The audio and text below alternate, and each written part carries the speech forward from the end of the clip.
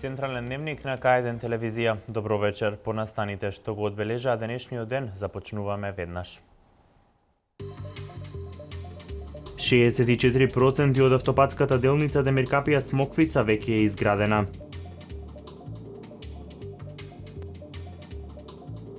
Преку кредитен фонд до полесен пристап на земјоделците до земјоделски кредити.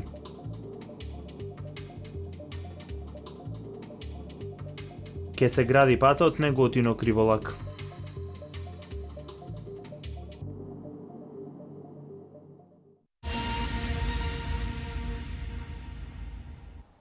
Од изградбата на автопатската делница Демиркапија Смоквица, дел од коридорот 10, до сега се завршени 64%. Најголем напредок од 97% има кај изградбата на потпатниците. Реализацијата на изградбата на тунелот е 80%. Изградбата на 6 моста е завршена со 62%, а кај 5 надпатници градежните работи се завршени со 44%. Комплетно нов и модерен автопат изграден по сите светски стандарди од 2016 година ќе добие Македонија. Станува збор за автопатската делница од коридорот 10 Демиркапија Смоквица, на која досега се завршени 64% од градежните активности. Денеска увид на градежните работи извршија председателот на владата на Република Македонија Никола Груевски и министерот за транспорт и врски Владо Мисајловски. Генерално можам да кажам дека работите се одвиваат согласно предвидената динамика, изјави за К1 министерот за транспорт и врски Владо Мисајловски. Моментално 63% од трасата е пробиена, како што можете да видите позади нас се работи на мостот број 2. Моментално се работат на сите 6 моста на трасата, пробиена е цела траса. Зборувам за 23 километри нова пробиена автопатна делница. Има преку 700 работници на самата траса и динамиката од месец во месец се зголемува. На трасата повеќе од половина се завршени и градежните активности за земјени работи. Средствата за оваа делница се обезбедени од ИПА и буџетот на Република Македонија. Оваа делница чини околу 210 милиони евра. Средствата се обезбедени преку буџетот на Република Македонија, преку Министерството за финансии, но исто така и преку ИПА средствата, односно со помош на Европската унија. Моментално динамиката на паѓање е добра и ќе продолжиме со исто темпо. На целата делница ќе има 2 тунели, 6 мостови, 5 надпатници и 7 потпатници. Во моментов во Македонија се работи на 3 автопатски делници. Оваа Демиркапија Смоквица е во најнапредна фаза. Истата се очекува да биде завршена во 2016 година. Владата за оваа делница издвои 210 милиони евра. Делницата Демиркапија Смоквица е долга 28,2 километри. Изведувач на работите е фирмата Актор од Грција.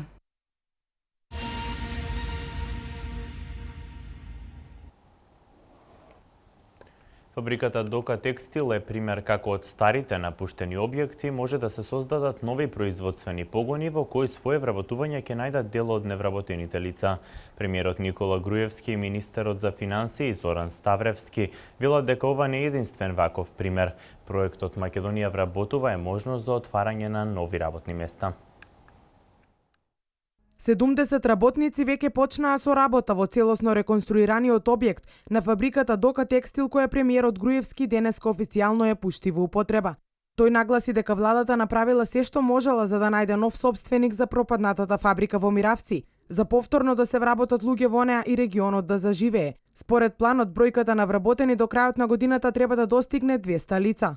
Се радувам што можам да поздравам уште една успешна македонска компанија која сите овие години наназад е во континуиран пораст, во континуирани инвестиции, во постојано проширување на својот бизнис и она што е најзначајно за нас, а е особено тука за Миравци, за Валандово, за регионот, за Гергелија, во постојано зголемување на бројот на ново вработени лица.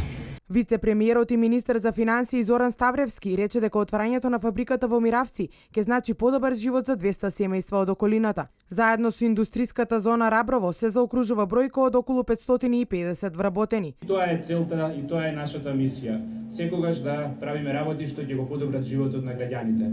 И најдобро на начинот како тоа е направено го опиша самиот инвеститор Тони Пандев, кој што објасни на кој начин успеал низ годиниве преку мерките што ние ги дадовме за бизнисмените, за домашните стопанственици, да направи собствен бизнис. Премиерот нагласи дека проектот е правилен и исправен и дека поддршка од владата и понатаму ќе добиваат сите кои имаат намера да отворат нови фабрики и да придонесат за намалување на невработеноста во државава.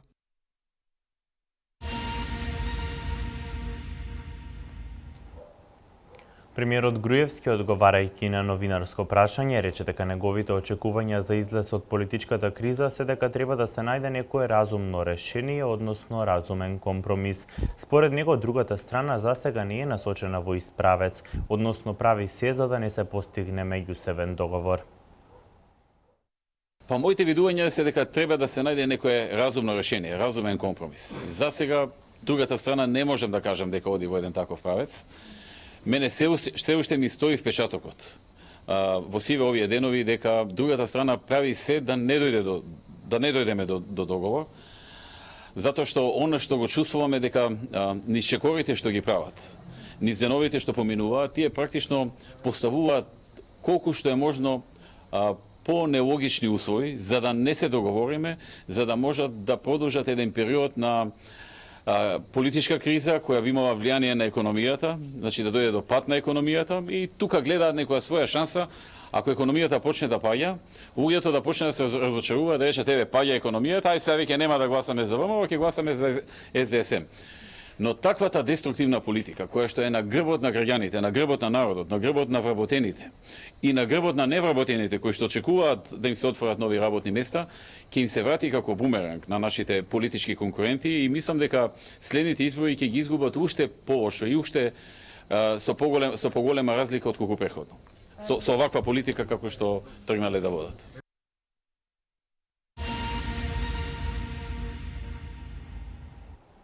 Земјоделците полесно до кредити. Формиран е гарантен фонд преку кој на полесен начин индивидуалните земјоделци ќе можат да се заложат кај комерцијалните банки за добивање на средства со кои ќе можат да купат земјоделска механизација. Очекувањата се дека околу 20 милиони долари во следните 10 години на овој начин ќе завршат кај земјоделците. Воспоставен е гарантен фонд од страна на Министерството за земјоделство и USAID, со кој се овозможува банките почесто и со поголема доверба да ги кредитираат земјоделците. Обезбедени се 200.000 долари од Американската агенција за меѓународен развој и 800.000 долари од Министерството за земјоделие за креирање гарантен механизам кој што ќе покрие 50% од секој издаден кредит, а вкупната вредност на издадените кредити се очекува да биде околу 20 милиони долари во следните 10 години. Преку овој гарантен фонд, земјоделците и корисниците на ИПАРД кои ќе побараат кредити од комерцијална банка, Хал банка, Прокредит банка или Стопанска банка Битело, потребно е да достават обезбедување, односно гаранција само за 50% од висината на побараниот кредит, додека останатите 50% ќе ги гарантира овој фонд. Фондот ќе биде достапен за капитални инвестиции за модернизирање и унапредување на земјоделскиот сектор, како и за корисниците на средства од ИПАРД програмата.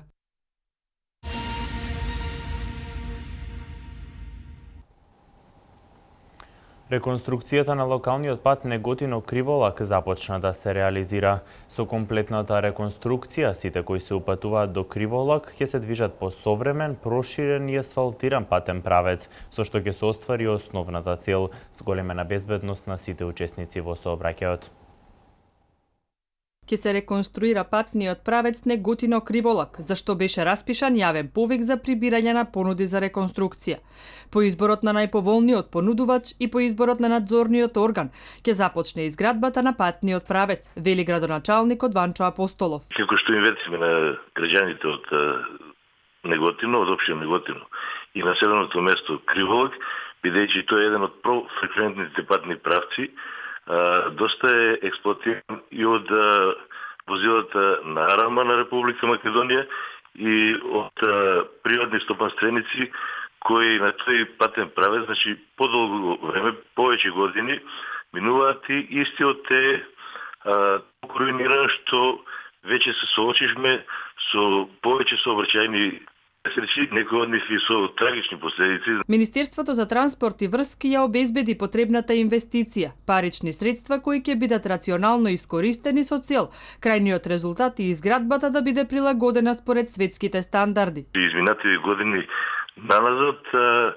ние постојано работиме на тоа како да тој патен правец се реконструира, но овој пат решивме да тоа биде еден модерен пат со ширина од 5,5 метри, нормално во должина од 3 км до центарот на Криволак.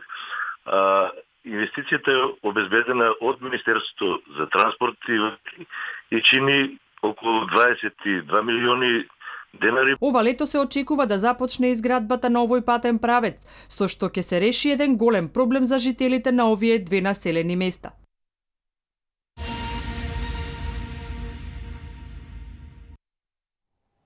Економското јакнање на општините е приоритет на Министерството за локална самоуправа. Колку Македонија има силни локални самоуправи, колку општините се подготвени самостојно да аплицираат во меѓународните фондови за добивање на средства од европските фондови. Во емисијата Отворено за, колешката Дијана Иванова разговара со заменик министерот за локална самоуправа, магистар Љупчо Пренџов. Емисијата Отворено за ќе имате можност да ја проследите во редовниот термин во 21 часот. Економијата постои затоа што имаме ограничени ресурси, парите никогаш не се доволни.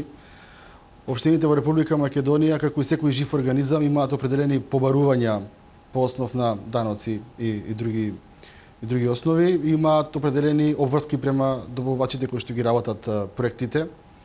Јас точно не знам дали има општини со блокирани сметки што должат многу пари, бидејќи тоа е работа на финансии како ресорно министерство. Оно што ќе да истакнаме тоа дека во 2005 година вкупниот приход на сите општини во Република Македонија изнесуваше некаде околу 5,9 милиарди денари, за да во 2013 година имаме 5,5 повеќе пати зголемен приход на општините, односно некаде околу 30,5 милиарди денари и сите општини остваруваат приход. Понатаму даноците кои што учествуваат во буџетот се локални, од 1% се качија на 1,5%, што е за 50% зголемување. Понатаму за неколку пати се зголемија концесиите, односно средствата кои што остануваат за општината по ниво на концесии кои што ги дава или владата на Република Македонија или некој од ресорните министерства. И на крај ДДВ-то како данок државен во 2005 година беше 1,5% остануваше во општинските каси, за да во 2013 година останува 4%. Мора да признаеме дека општините денес, за разлика од пред 10-15 години, имаат многу поголеми проекти, имаат многу поголеми градежни зафати, дел од нив сигурно имаат кои што имаат долгови, но јас сум убеден дека тоа не се некои огромни долгови кои што не можат да се премостат во текот на една буџетска година. И се надевам дека овие проекти ќе продолжат и дека потрагата по свежи средства по ниво на би се добивали по ниво на проекти од Европската унија, преоградични соработки и со меѓуопштинските соработки.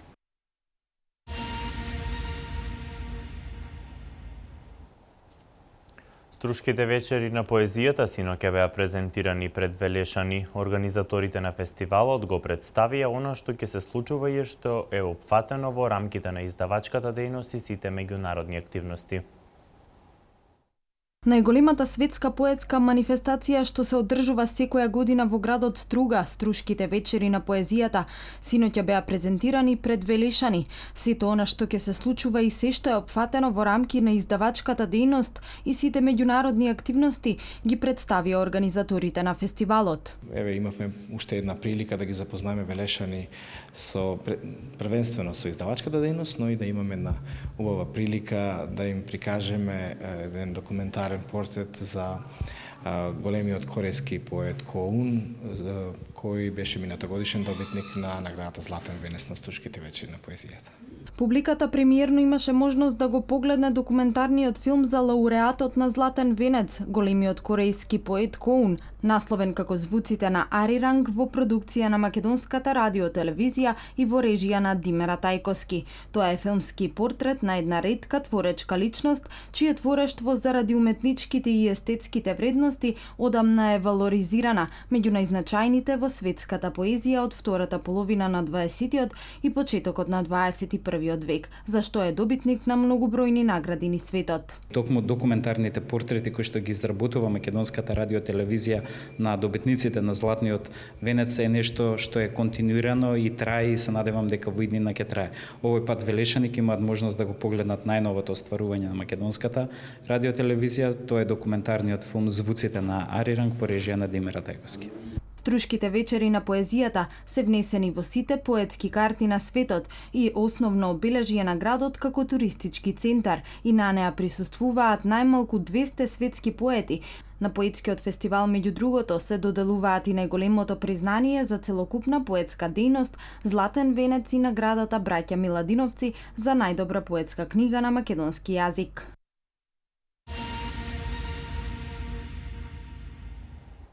На сцената на амфитеатарот во Младинскиот парк во Велес во моментов се одржува последната фестивалска вечер од 12-тиот интернационален фолклорен фестивал Велес 2015.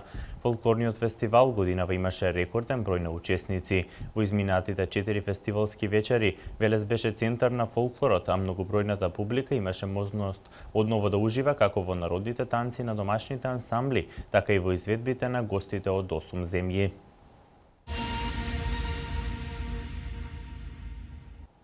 Иванов упати честитка до Обама по повод независноста на САД 4 јули. Клиничките болници во Штип, Битола и Тетово ќе прераснат во регионални центри. Според податоците од Државниот завод за статистика, поголем е бројот на преселби од село во град. Ова се вестите од Македонија. Председателот на Република Македонија Ѓорѓе Иванов по повод националниот празник на Соединетите Американски држави 4 јули, денот на независноста, упати честитка до председателот на САД Барак Обама. По повод 4 јули, денот на независноста на Соединетите Американски држави, ми представува особена чест и големо задоволство во мое лично име и во името на граѓаните на Република Македонија да ви упатам на искрени честитки и срдечни желби за просперитет на вашата држава, како и за благосостојба на пријателскиот американски народ, стои во честитката на Иванов до Обама. Македонскиот председател во честитката потенцира дека односите со САД за Македонија се исклучително значајни, а заложбата за нивното натамошно зацврстување представува посебен интерес за земјата и за нејзините граѓани. САД даваат силна и континуирана поддршка на напорите за консолидирање на мирот, демократијата и стабилноста во регионот, како и за остварување на стратешките надворешно политички цели на Македонија, додава Иванов.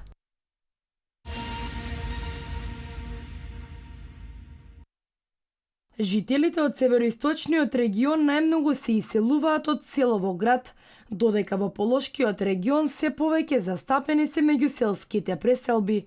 Според податоците од Државниот завод за статистика, вообичаено поголем е бројот на преселби од село во град и тука најголемо учество има североисточниот регион со 40,8%. Скопскиот регион пак во континуитет покажува позитивно миграцијско салдо како кај внатрешните, така и кај недворешните миграции. Салдото на надворешните миграции е најголемо во Скопскиот регион или 1012 лица, а најмал во југозападниот регион со негативо од 86 лица. Во однос на бројот на раѓања, најмногу бебиња се раѓаат во Скопскиот регион, а најмалку во Вардарскиот. Градовите предничат пред целата во однос на раѓањата. Во градовите е поголем и бројот на умрени лица, односно 11.944 наспроти 7.774 умрени лица во селата. Просечна возраст на умрените лица во градските подрачја изнесува 71,8 години, а во селските средини 73 години. Негативен природен прираст е забележен во Пелагонискиот, Источниот и Вардарскиот регион.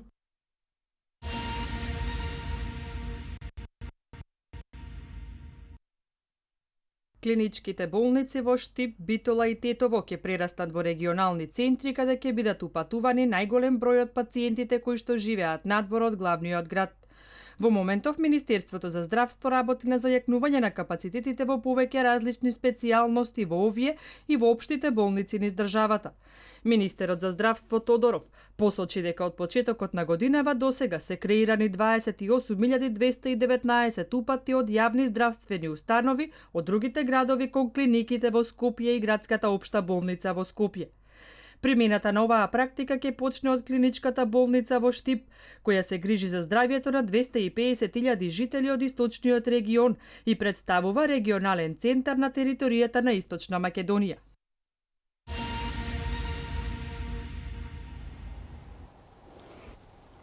А од вестите од светот, судери меѓу полицијата и демонстранти во Атина поради референдумот кој ќе се одржи во недела.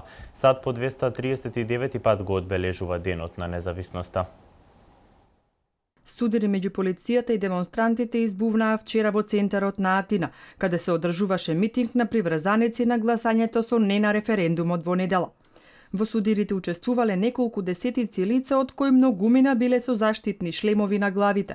Ситуацијата набрзо се смирила. Висок функционер на владејачката грчка партија Сириза изјавил за Лондонски Таймс дека премиерот Алексис Ципрас веднаш ќе поднесе оставка доколку на референдумот во недела мнозинството грци гласаат за реформите и за условите на земјите од еврозоната.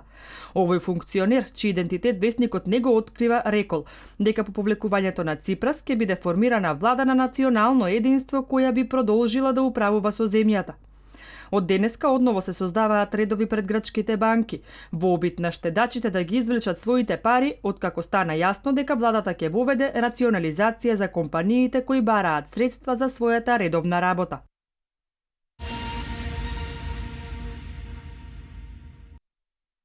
Соединетите Американски држави денеска го одбележуваат националниот празник, Денот на независноста. Тоа ќе се случи со голема предпазливост по повикот на властите. Американскиот Стејт Департмент направил проверка на безбедноста на американските дипломатски представништва во светот во пресрет на 4 јули. Гувернерот на Њујорк Ендрю Куомо нареди заострување на мерките за безбедноста во целата држава во одговор на повикот за внимателност упатен до федералната влада, пренесо агенциите. Околу 7000 полицајци и речиси сите вработени на одделот за борба со тероризам ќе ги обезбедуваат празничните манифестации во градот Њујорк. Зголемена внимателност се наложува поради терористичките напади во светот минатата недела и одговорноста за кој ја презеде џихад групата Исламска држава. Инаку денес Соединетите Американски држави по 239 пат го одбележуваат националниот празник. На овој ден во 1776 година е подпишана Декларацијата за независност од Британската империја.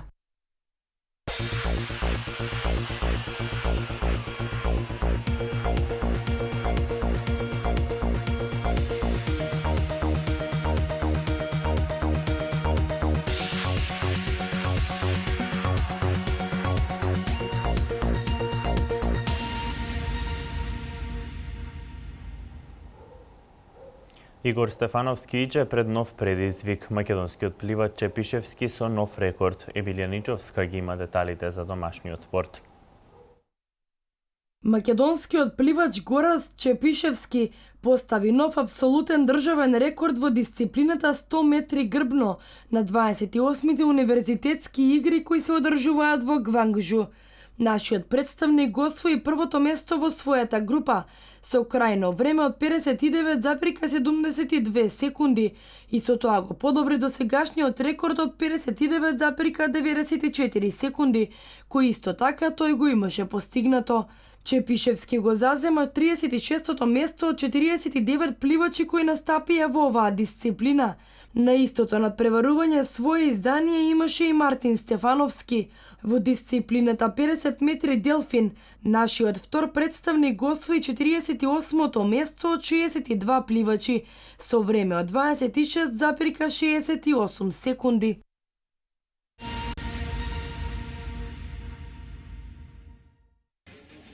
Европскиот шампион и македонска гордост, автомобилистот Игор Стефановски иđе викендов ја вози италијанската патека Тренто-Бондоне, со должина од 17,3 километри со крајна цел од 1650 метри надморска височина. Стефановски е пред нов тест, откако во 6 трки сезонова оствари 5 победи, а истовремено ќе биде притискан од конкуренцијата со оглед на тоа што е бранител на трофеот во шампионатот. Иџе Илански победник на патеката во Тренто, а со ова започнува втората половина од годинешниот шампионат на ридски патеки во организација на Светската автомобилистичка федерација. Македонскиот автомобилист по првиот дел од сезонава има максимални 125 бода во групата Х или 37 бода повеќе од второпласираниот Јири Лос од Чешка.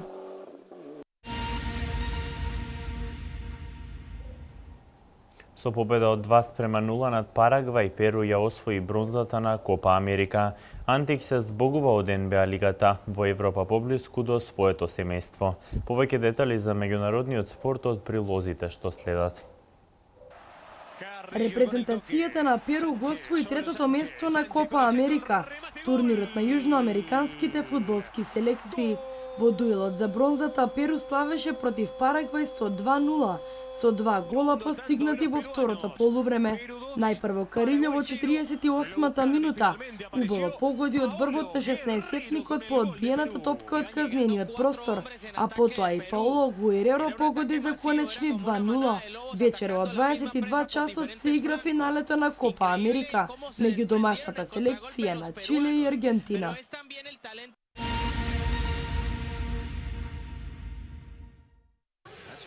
По 2 години минати во НБА лигата со Атланта Хоукс, македонскиот кошаркар Перо Антик се враќа на европско тло и преминува во редовите на турски Фенербахче.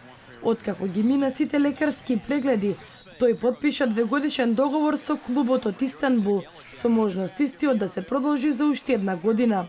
На 113 надпревари со Атланта, Антик 29 пати беше во стартната петорка и имаше просек од 6,5 коша по надпревар. Американските медиуми го цитираа Антик дека представувала тешка одлука за него да ја напушти НБА лигата. Но е горд што е првиот кошаркар што ја представувала Македонија во Американската лига. Преминот во Фенербахче представува можност Антик да биде поблиску до своето семејство.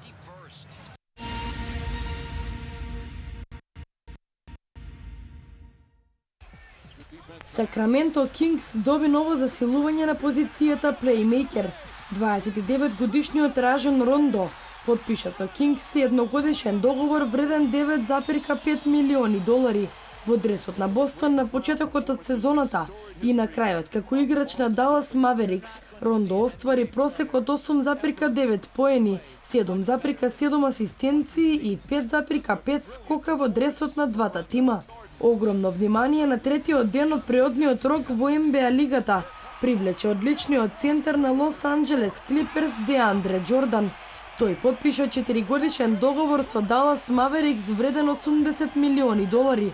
Изминатата сезона Джордан во регуларниот дел оствари просек од 11,5 поени, 15 скока и 2,2 блокади по надпревар.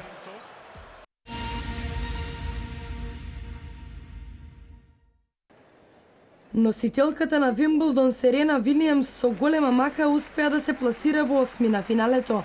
Најдобрата светска тенисерка одигра неизвесен меч и беше на работна елиминација од британската тенисерка Хетер Вотсон.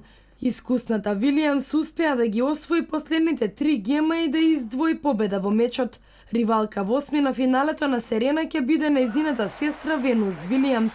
Бранителот на титулата Ѓоковик е четвртиот носител Вавринка. Поминаа лесно за пласман во осмина финалето.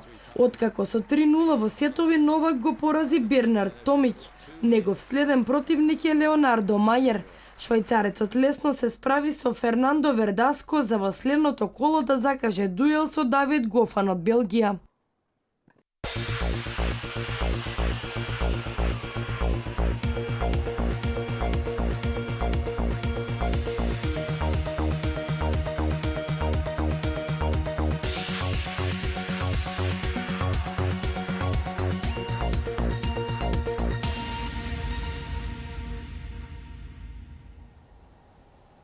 Денеска имавме претежно сончево и топло време. Еве ги деталите за временската прогноза.